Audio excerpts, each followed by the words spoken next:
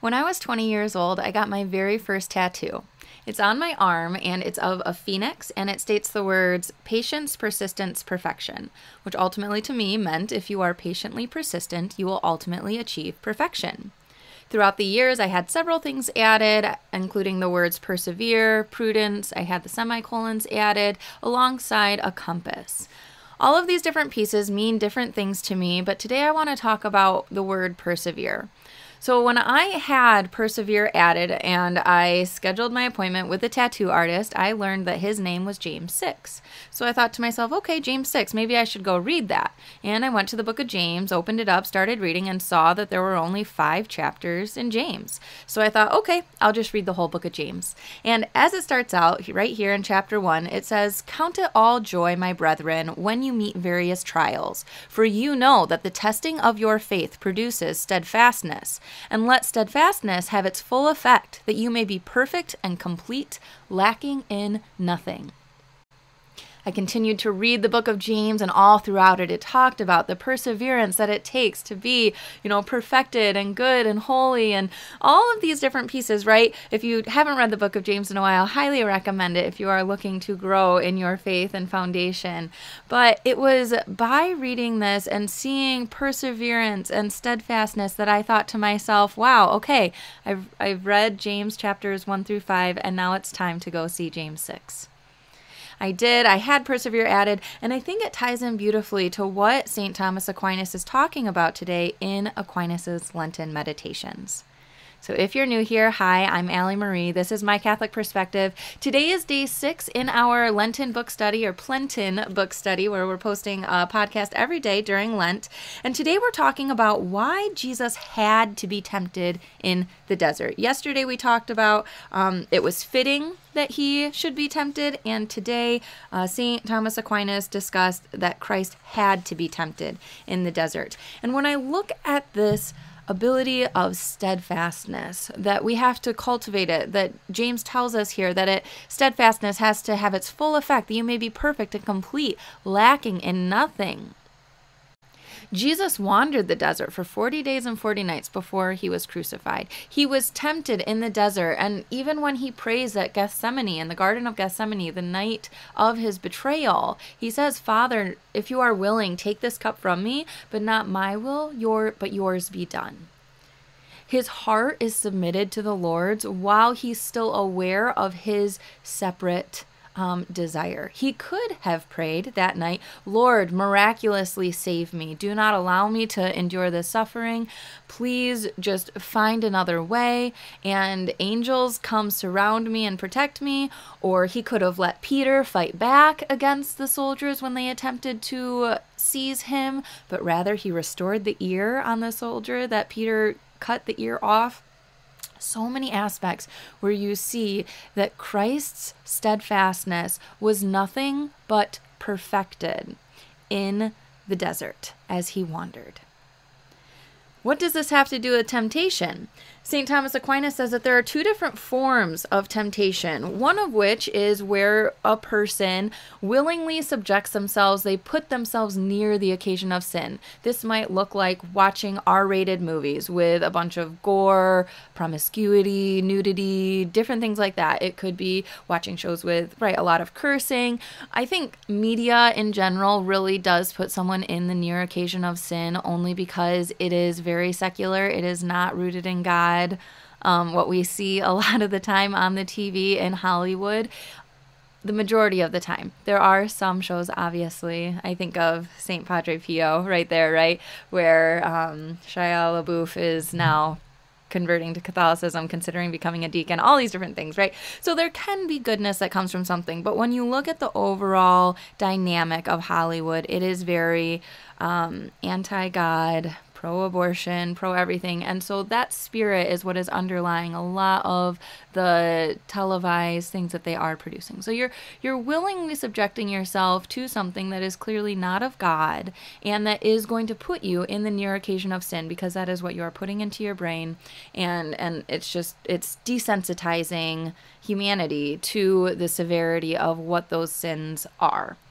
So as it is. So there's that form of temptation where you are willingly subjecting yourself to something that is going to cause you to feel tempted to pursue those things as well. There is a second form of temptation, which he says arises from the devil's constant envy of those who are tending to better things. And so this is one that he says that we don't necessarily have to avoid. This is something where, for instance, for me right now, we just received my brain scan MRI results yesterday.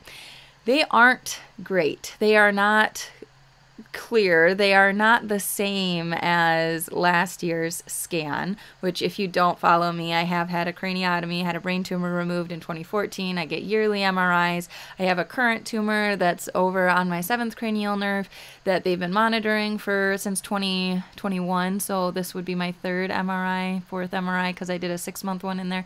Anyway, they've been monitoring that to make sure that it's stable, that it's not growing severely, alongside monitoring my lungs for metastases and all these different things. But so I just had my most recent brain scan on Ash Wednesday, and the results came through and they don't look great. But I won't know the fullness of what my oncologist thinks about that until March 5th, when I have my follow-up appointment to actually review the results. So what type of temptation does this present me with? I could be tempted to doubt, right? That would be a temptation that I could face. I thought it was interesting. Peter had commented on yesterday's video on YouTube and said that, I remember when I started getting into theology, I was majorly stumped by this topic of Christ's being tempted. If he was God and even his human nature was without original sin, how could he possibly be genuinely tempted to give in to Satan? Doesn't perfect holiness entail that one is simply repulsed by sin and could never feel attraction toward it? So I don't think temptation can necessarily include attraction, if that makes sense. And what I mean by that is I can be tempted to doubt in this moment of, hey, things might be a little bit worse than we had hoped. I could be tempted to doubt God's providence for my life. It doesn't mean that I want to doubt. It doesn't mean that I feel inclined to doubt, but the temptation itself is present. Now, for me, I feel a very strong affinity to the Lord. I very much trust his plan for my life. Blessed Chiara Badagno is one that I really cultivated a relationship with when I had my brain surgery in 2014. And she herself had died from an aggressive bone cancer. And I recently read that her motto that she really grew into during her last days, last years, whatever it was, Lord, if you want it, then I want it too. Because we never know how the Lord is going to use some suffering of ours, some shortcoming of ours, some hiccup along the way. We don't know how he's going to use that to glorify his kingdom. We can never know, because God is the one who makes all things beautiful in their time, that he wills the good for all those who love him. And so the temptation to doubt is there. The temptation to sit online and waste my time researching every single possible thing that this MRI result is showing. Is it prudent? Some might say that it's scrupulous to say, oh, well, it's not actually sinful to sit there and try to figure out your results before you can talk to your doctor. But I would genuinely argue that we're called to prudence with our time. I do think that it is sinful to worry to the certain degree that it produces maybe depression, which then turns into apathy. I don't think that we're called to an apathetic life. I think that when we are seeking the Lord and we are reading the Bible and we are seeking him at Mass and the Eucharist, and when we are pursuing the sacraments that he offers to us, like confession, that we've been baptized, that we are, we've pursued either holy matrimony or holy orders, that we have the support system in place to support us through this spiritually, mentally, emotionally, physically, that we're moving our bodies, being proper stewards of what we're eating, that we're eating healthy foods to generate healthy minds, that we're being prudent and choosing to have a responsible sleep schedule to sleep when we are able. Obviously, some people struggle with insomnia. There are certain exceptions to all of these things, but generally speaking, that when we pursue the life that it is that God always willed for us from the beginning of time, prior to Eve's initial sin of disobedience, he's always intended good for us. He's always intended health. He's intended life and life abundantly. He's intended all of these things for us. And so when temptation exists, I don't think that Adam and Eve necessarily walked around the desert dwelling on their temptation. I don't think they walked around at all the goodness that surrounded them and thought, oh, we can't go over to that tree. Oh, but I really want to. Oh, I really want to go over to that tree. Oh, but I shouldn't. There's a difference in that type of temptation, right? Because the temptation still exists. It was never void. It was always there.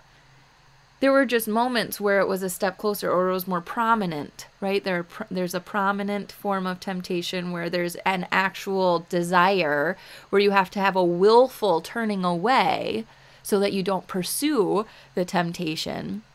But in reality, that temptation always existed.